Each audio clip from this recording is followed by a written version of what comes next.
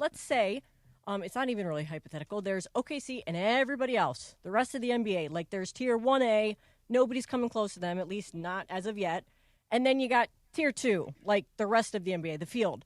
Where do the Lakers stack up with everybody else if you take OKC out of the So equation? am I just doing the Western Conference? Yeah, we'll just go with the Western Conference, yeah.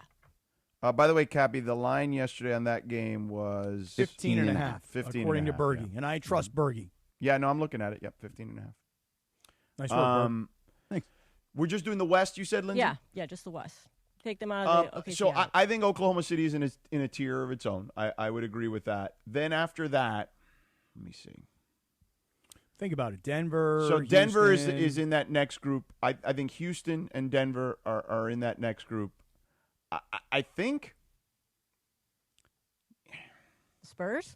Minnesota? Yeah, I mean, I would get – I don't know, man. Like, I think that the Spurs and, like, the Wolves and the Lakers are probably in, like, the third tier. Okay. So they still got a lot of work to do just to be able to – Yeah. And maybe, you know, I'd like – if Steph comes back – when Steph comes back, I'd like to see where the Warriors are in that conversation, if they can get into that third tier. But that's kind of it. The Lakers are a third – at the moment – on December 11th, 2025, at 8:21 Pacific time. in 4 the Lakers. seconds. Thank Yes. you. Thank The you. Lakers. We have two different clocks, so it was actually 7 seconds on the sorry. clock above us. Sorry. Because you know that plumber 8:22 can't now. fix anything. 8:22, December 11th, 2025. The Lakers are in the 62 third degrees. Oh, Somebody is get it the plumber to 62 fix the degrees? clocks. Get the plumber. tier. Yeah, 62 degrees. Yeah, Lakers in the third tier. I mean, would you argue against that? No, I would argue that you're right, that Oklahoma City is in a league by themselves. Denver is in a higher tier, even though their record is pretty much the same. Houston, same kind of deal.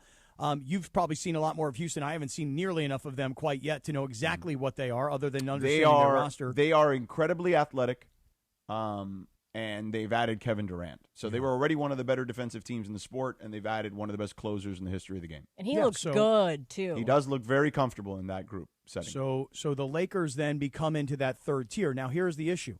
While we all sit here and analyze, and it doesn't take an expert to see the lack of defense, and that lack of defense, whether it was three-point shooting, whether it was fouling guys in the paint, which is why they had so many free throws last night, no matter what the situation is, the defense was horrendous. On transition, bad. Three-point shooting, terrible. In the paint, awful. I mean, there was just one of the worst of all the season so far.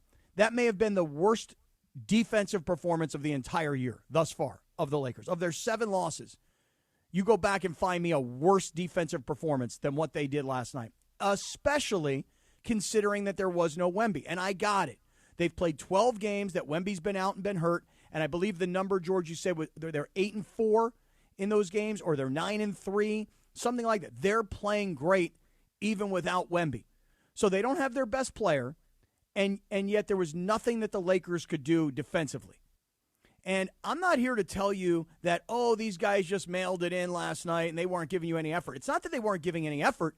It's that they're apparently just not even close to good enough. No. Defensively. Right. But again, we played the audio yesterday